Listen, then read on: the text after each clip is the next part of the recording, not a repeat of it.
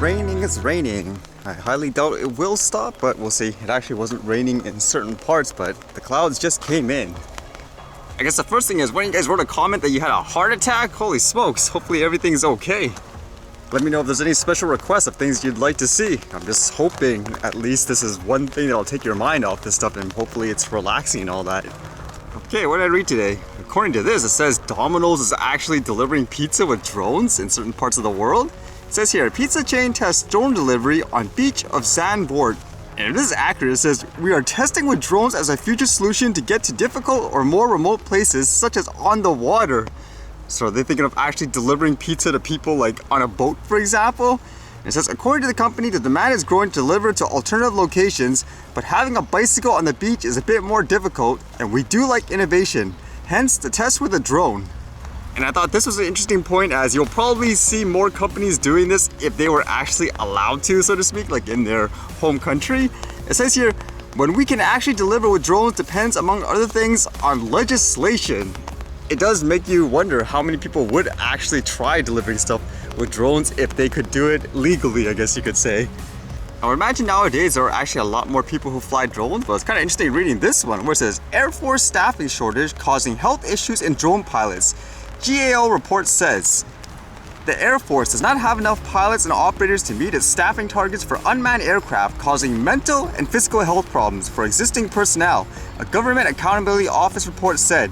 Since 9/11, there has been a dramatic increase in demand for trained personnel to operate the Air Force's drones, as they have become increasingly important for intelligence and 24-hour surveillance for national security. According to the report released Thursday, Air Force officials stated that they need to hire and retain more remotely piloted aircraft or RPA personnel to fully implement combat to dwell, the policy that tries to balance the ratio between the period of time a person is deployed and that someone spends at home. The Air Force has not been able to hire the number of authorized drone operators since fiscal 2016, officials said. It says the Air Force has offered increased retention bonuses and financial incentives to RPA personnel, but it still has difficulty in retaining enough personnel to fill its staffing quota. The low quality of life is the biggest factor, Grazier said. With deteriorating family relationships and increasing workplace stress, even high financial incentives are no longer attractive. It makes me think too, because remember how I was reading that military and so forth, they actually recruit gamers to operate their drones because one, the skill set is very similar. It makes me think if the other factor is because for a lot of gamers, they could be used to playing games where you literally sit there for like 12 hours non-stop, like staring at the screen, managing commands. So it makes me wonder if that is another reason too, why they would target someone who's used to that type of environment. But I guess it's true though, at the end of the day, all the money in the world isn't worth it if it's causing you extreme health issues and all that. And the last thing I read was kind of interesting with that topic regarding racism, because remember I said, even if you're a person of color, you're a visible minority, you could technically still be racist depending on your actions and all that. So this one here dealt with a host in this TV show. It's called The Social. It's basically a group of women who have, I guess, a different types of background, and with that they talk about various topics surrounding the world. I think in the US there's something called The View that's like that as well. I wouldn't be surprised if these guys copied them. So again, they talk about various issues in general, and for this person, Lainey, just from what I gather from some of the articles that she wrote, she's really critical about people who are racist and using words like white privilege, for example, where if you are a Caucasian and you don't recognize that you have certain benefits over a visible minority, then you're kind of blind. At least that's what I gather from what she's writing. So trying to do just like a brief speech summary of the whole thing. Apparently, like recently, for example, there was two people who were in a dispute, and the claim is the person of visible minority was essentially being bullied by the other person who's using things like their quote, I guess you could say, white privilege to say, hey, if you don't do this, I have connections here and so forth. And you can see here in her quote, it says here, and yet there continues to be those who bend over backwards to call this a dispute, an argument that got out of hand, and what it is, white privilege is a legacy and cause of racism. You cannot separate the two. One is the direct byproduct of the other. She is white, and we live in a world built on the pillars of systemic and institutionalized racism. So for those of us who are not black and not indigenous, even those of us who are people of color, shaped by the racist DNA around us, while we may not call ourselves racist, we have all done racist things. So here's the interesting part, because even recently a lot of people are apparently losing their positions because they make racist comments, and obviously things like networks to say, oh, we don't want to associate with like a racist.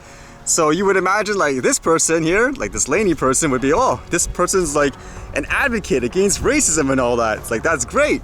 But that was the interesting thing, because I guess people started to look at some stuff that she did in the past, and when you look at it, you're like, holy, how did you get away with this? Like here is apparently like a past article she wrote before. It was way back, like in 2006 it says here, worst ghetto tits, Janet Jackson. And here's the article, it says, ghetto tits, ghetto weave, ghetto belt, ghetto color combination. Miss Jackson channeling Tara Reid, and it is breaking my heart. I also wish she could move past the 90s. The high fat ponytail is so over. By the way, is it just me, or does she look like she just got another nose job? Is it self-mutilating gene that runs in this family, or did Joe Jackson just F his kids up nice and good? That's really nasty, huh? Like the article. And I guess you could say, like in this case, a lot of people would consider this racist as well, correct? So as you can imagine, because of that, a lot of people are saying, hey, it should be equal. If she's being that, quote, racist, then you should get rid of her off the air and all that. And apparently there was like this apology video, and I was watching it. It's just kind of interesting to hear some of the points. Apparently to her, she wrote this stuff in the past because basically, I guess you could say she wanted the fame in many ways, and that's how it was back then. Like you bash people on the internet, you probably have like hundreds of other anonymous people that jump on the bandwagon, they encourage you, so you keep doing it. However, her argument is she's grown since then. It's like she's not like that anymore. So because of that, you shouldn't want her to go off the air or anything like that, because in her opinion, she wouldn't have the ability to have a voice to make like that change, if that makes sense. So like the debate there, should it be fair game? If somebody does something just like what she did and they get persecuted for it, lose their jobs and so forth, should she be in the same boat, so to speak? I guess for myself, my skepticism would be just in general, like many times when it comes to stuff like this, it's one of those, are you sorry because you're truly sorry, or are you sorry because you got caught, so to speak? Because my general thought is, if in the past, it would be perfectly believable if you were being nasty, racist, whatever you want to call it, as a way to generate publicity and to make a living out of it, so to speak, then I would imagine in some ways the skepticism in me is saying, you might have changed, but did you change because you found that is the more profitable thing to do, so to speak, if that makes sense? So let's pretend like somebody scammed hundreds of seniors or whatever, and he's made $200,000, $1 million out of that. They basically ruined these people's lives. And so with that $1 million, that person used it and created some kind of business. And as the years went on, it's a perfectly legitimate business. It helps people and all that, but he did nothing to basically rectify what he did to all those people he scammed. It's not until like the future, for example, people say, wow, look at your history, you did this. So if that guy now came out and said, I'm really sorry, I'm a different person now, like there, would you actually believe that that person changed? Or again, was it more he's just doing what he's doing because at that moment in time, it's the best thing for him financially, so to speak? So in that sense, I would say that network is a little hypocritical if they don't, like, say, quote, get rid of this person, yet they get rid of other people for doing the exact same thing. Let's just say in this case, as an example, they're Caucasian. I mean, in that case, I would say it should be equally fair game, so to speak. Unfortunately, like, you don't want people to lose their jobs and stuff like that, but if you do that to one person, then technically I don't understand why you wouldn't do that to the other person. It also makes me think too, what do people think of that word white privilege, like say if you're Caucasian? Because for me personally, I feel a little uncomfortable with that word. It makes it sound like you're trying to make people feel really bad, like about being Caucasian in general. Like, I understand, I guess, what they're trying to say, like you're blind to the fact that, let's just say, a minority is being judged like every single day, whereas you don't, potentially. But yeah, I don't know, that word, I just don't like it in general. It doesn't seem to serve what it should do. There has to be a better term, because I would think the situation is more like, has anyone ever watched that TV show Undercover Boss, where like the CEOs of like a company pretend to be like a regular employee to see how things really are? like that, you find they're just completely out of touch. Like from the books, they think, what, I thought I was doing this and this, but then you see, for example, how poor people are, what they're going through, then you change afterwards. So it's more about a realization like that. You wouldn't say, oh, it's because you have white privilege. Again, it feels like there should be a better word. And hey, it stopped raining.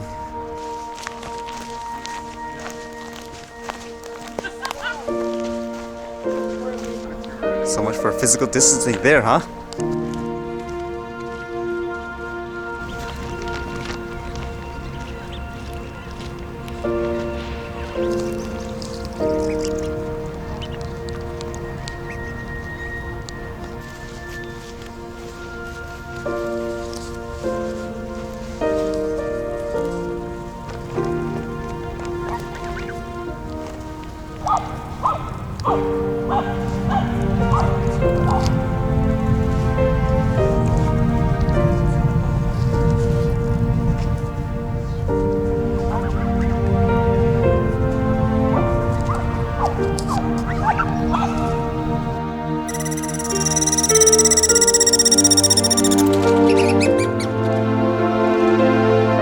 Squirrel dispute.